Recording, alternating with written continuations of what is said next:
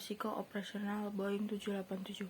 Boeing 787 menghadapi risiko operasional yang cukup besar, terutama karena ketergantungan pada pemasok global, termasuk komponen pesawat yang dibuat oleh berbagai negara seperti Jepang dan Italia, yang membuat proses produksi jadi rawan keterlambatan dan mempunyai masalah kualitas.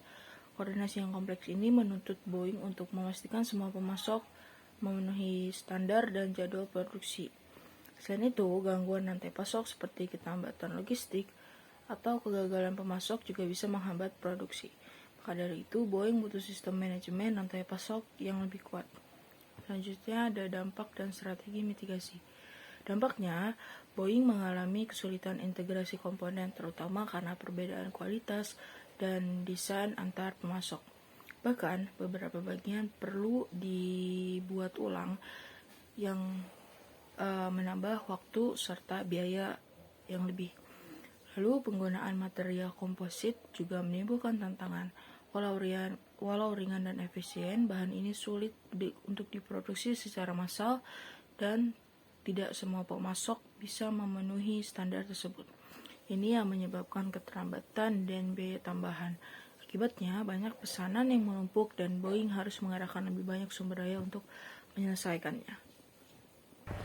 Boeing 787 Dreamliner, proyek ambisius yang membawa inovasi dalam industri penerbangan. Namun, di balik kesuksesannya, ada berbagai tantangan besar dalam manajemen rantai pasok. Lalu, bagaimana Boeing mengatasinya? Dalam proyek ini, Boeing mengandalkan strategi outsourcing dengan melibatkan banyak pemasok dari berbagai negara.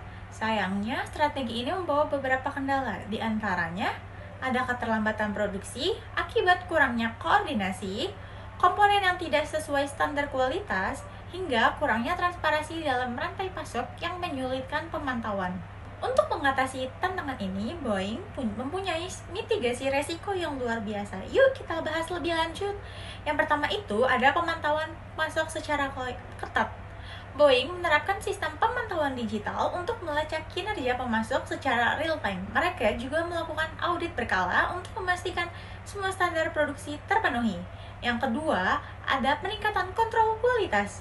Boeing memperketat inspeksi di setiap tahap produksi. Setiap komponen diuji dengan standar ketat agar tidak ada kesalahan dalam perakitan pesawat. Yang ketiga, ada perubahan strategi produksi. Jika sebelumnya Boeing terlalu bergantung pada pemasok eksternal, sekarang mereka mengambil alih lini produksi untuk memastikan kontrol yang lebih besar dan mengurangi resiko keterlambatan. Yang keempat, ada penguatan manajemen rantai pasok. Dengan teknologi digital, Boeing bisa mendeteksi potensi gangguan sejak dini dan langsung mengambil tindakan untuk menghindari keterlambatan produksi. Dan yang terakhir, kelima itu ada diversifikasi pemasok.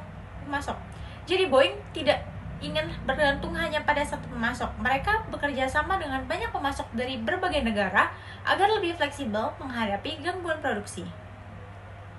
Dengan adanya strategi mitigasi ini, Boeing berhasil meningkatkan efisiensi dan menjaga kualitas produksi 787 Dreamliner.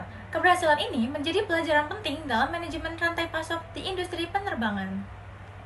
Respon baik terhadap resiko. Yang pertama ada perbaikan sistem komunikasi. Boeing menyadari bahwa komunikasi yang buruk dengan pemasok adalah satu penyebab utama keterlambatan dalam pengembangan 787 Dreamliner. Untuk mengatasi masalah ini, mereka mengimplementasikan platform komunikasi berbasis teknologi yang bernama ExoStar, yang memungkinkan pertukaran informasi yang lebih efisien dan transparan antara Boeing dan para pemasok. Dengan sistem ini, Boeing dapat memberikan pembaruan real-time mengenai kebutuhan produksi, spesifikasi teknis, dan jadwal pengiriman. Yang kedua, ada tindakan korektif terhadap kesalahan produksi. Boeing mengambil langkah proaktif dengan mengirimkan tim insinyur dan manajer ke lokasi pemasok untuk melakukan audit dan memberikan dukungan langsung. Ini termasuk pelatihan dan bimbingan untuk memastikan bahwa pemasok memahami standar kualitas dan proses produksi yang diharapkan. Selain itu, Boeing melakukan analisis mendalam terhadap setiap kesalahan produksi mengidentifikasi akar penyebab dan menerapkan tindakan korektif yang spesifik untuk mencegah terulangnya masalah yang sama di masa depan. Yang ketiga ada mitigasi risiko pemasok. Boeing juga melakukan evaluasi menyeluruh terhadap kemampuan teknis dan kapasitas produksi pemasok.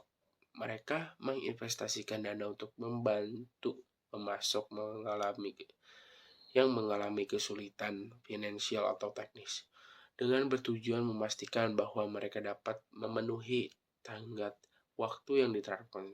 Selain itu, Boeing memperkuat hubungan dengan pemasok kunci melalui kontak jangka panjang dan insentif.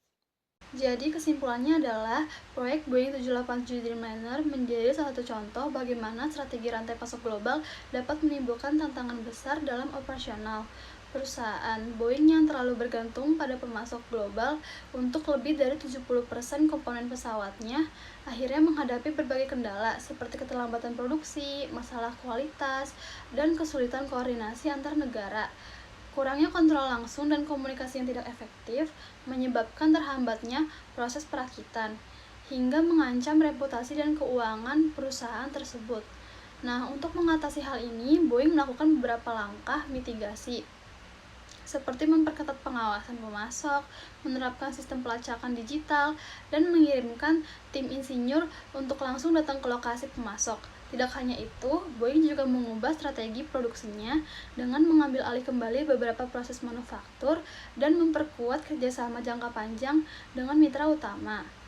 Nah, dengan berbagai upaya tersebut, Boeing berusaha membangun kembali sistem rantai pasok yang lebih kuat, efisien, dan mampu mendukung keberhasilan jangka panjang dari program 787 Dreamliner.